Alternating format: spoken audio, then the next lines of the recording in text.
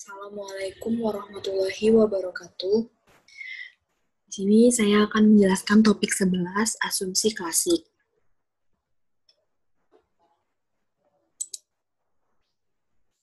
Yang pertama ada uji normalitas. Uji normalitas digunakan untuk melihat apakah data residual terdistribusi normal atau tidak. Lalu yang kedua ada uji multikolonialitas. Jika hubungan itu mendekati satu, artinya hubungannya mendekati sempurna. Syarat lolos uji multikolonialitas, nilai korelasinya harus kurang dari 0,80. Dapat juga dengan melihat jika nilai tolerans lebih dari sama dengan 0,10 atau nilai VIF, variance inflation factor, kurang dari sama dengan 10, maka tidak ada multikolonialitas. Kriteria pengujian. Jika nilai tolerans lebih dari 0,10 atau 10% dan nilai VIF kurang dari 10, maka data tidak mengalami multikolonialitas dan sebaliknya. 3. Uji autokorelasi. Tujuannya untuk menguji apakah dalam model regresi ditemukan adanya korelasi antar kesalahan pengganggu residual pada periode T dengan periode sebelumnya, T-1. Menurut Ghazali 2011, ada beberapa pengujian yang dapat dilakukan seperti uji Durbin-Watson, DW, uji Lagrange multiplier, LM, uji statistik Q, Box, Peirce, dan Jung-Box, serta uji Rantes. 3. Uji autokorelasi Durbin-Watson.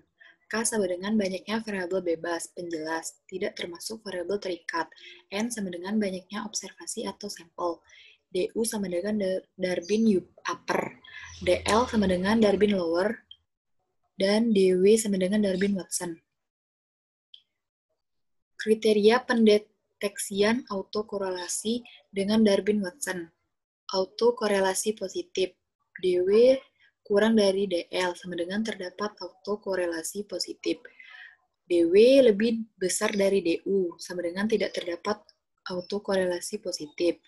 Sedangkan DL kurang dari DW kurang dari DU sama dengan tidak dapat disimpulkan. Untuk autokorelasi negatif, yang pertama 4 min DW kurang dari DL sama dengan terdapat autokorelasi positif. Nomor 2, 4 dikurang DW lebih dari DU sama dengan tidak terdapat autokorelasi negatif. Yang ketiga, ada DL kurang dari 4 min DW kurang dari DU sama dengan tidak dapat disimpulkan. Kita lanjut ke data pada SPSS. Nah, yang pertama kita akan menguji dengan uji normalitas dengan histogram dan p-plot. Di sini kita bisa klik analyze, regression, linear. Nah, untuk dependennya kita masukkan keuntungan. Sedangkan untuk independennya kita masukkan aset dan harga. Lalu di sini kita ke plots. Pada plots-nya untuk Y kita bisa masukkan Sreshit, Sresh ID, dan untuk X-nya kita masukkan zip rate. Nah, di sini untuk standardized residual plots-nya kita checklist histogram dan normal probability plots. Lalu continue, lalu save. Untuk save-nya kita bisa checklist unstandardized. Lalu kita oke. Nah, di sini lalu kita bisa lihat chart histogram. Nah, di sini menunjukkan bahwa datanya normal karena grafiknya normal. Di sini ya teman-teman kita bisa lihat. Lalu untuk normal di plotnya, di sini bisa kita lihat jika titiknya mengikuti garis diagonal itu tidak menyebar. Apabila titiknya mengikuti garis diagonal, berarti garisnya ini, berarti dia normal. Selanjutnya, kita akan menguji one sample KS. Pada uji ini ada dua cara. Nah, kita ke uji yang pertama. Pertama, kita ke analyze, lalu kita pilih non-parametric test. Lalu legacy dialog, lalu one sample KS. Nah, di sini kita bisa masukkan keuntungan, aset, dan harga saham. Untuk test distribution-nya, kita pilih normal, lalu oke. Nah, lalu di sini kita bisa lihat untuk rest-nya, di sini kita bisa hapuskan dulu ya, teman-teman. Lalu lanjut cara kedua. Untuk cara kedua, kita bisa menganalyze, lalu regression, linear. Untuk dependent dan independennya tetap sama. Lalu untuk statistiknya, kita unchecklist. Untuk dependent dan independentnya tetap sama. Lalu untuk statistiknya kita unchecklist. Nah, sudah seperti ini. Lalu continue. Untuk plots-nya sama. Lalu save-nya juga sama. Ini teman-teman. Lalu oke. Nah, di sini sudah kita lihat nilai residualnya sudah keluar.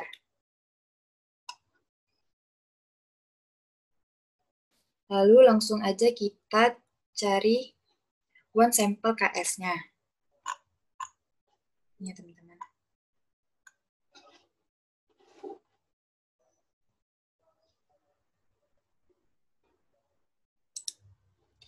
Lalu kita ke analyze.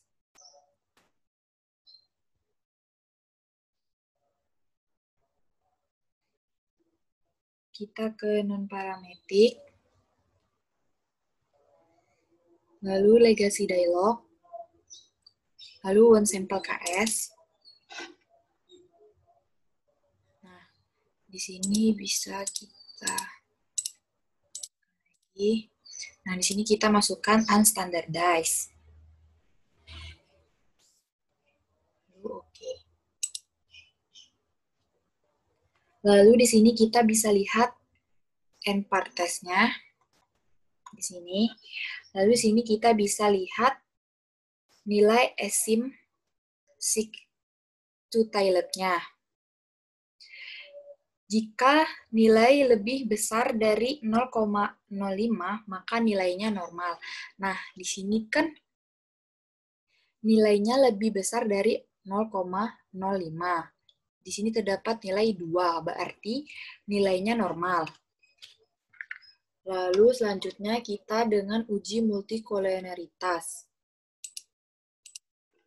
Kita bisa menganalisis, lalu regression, linear, lalu dependentnya dan independennya tetap sama. Nah, lalu di sini statistiknya kita estimate,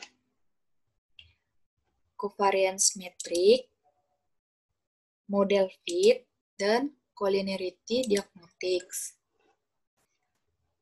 Lalu untuk save-nya kita unchecklist. Lalu oke. Lanjut kita ke tabel koefisien. Nah, ini ya teman-teman. Nah, kita di sini bisa lihat nilai collinearity statistik. Nah, di sini terdapat tolerance dan VIF. Jika nilai toleransi lebih dari 10 dan VIF lebih kecil dari 10, maka tidak ada multikolonialitas. Lanjut, kita ke uji kolerasi yang Darwin dan Dantes. Pertama, kita uji Darwin dulu ya teman-teman. Di sini kita bisa analyze, lalu kita regression, lalu linear. Nah, di sini kita statistiknya tetap. Lalu,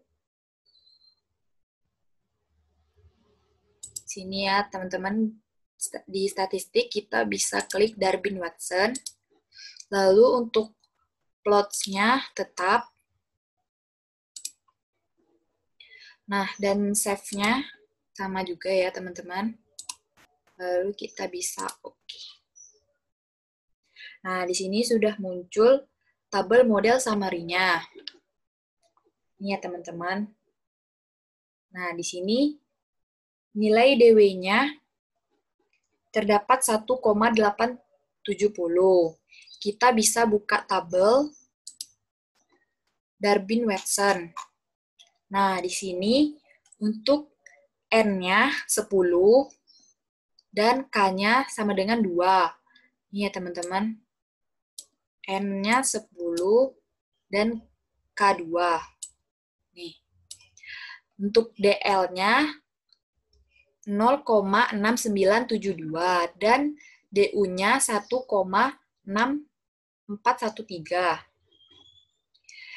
Yang berarti jadi keputusannya DW lebih besar dari DU.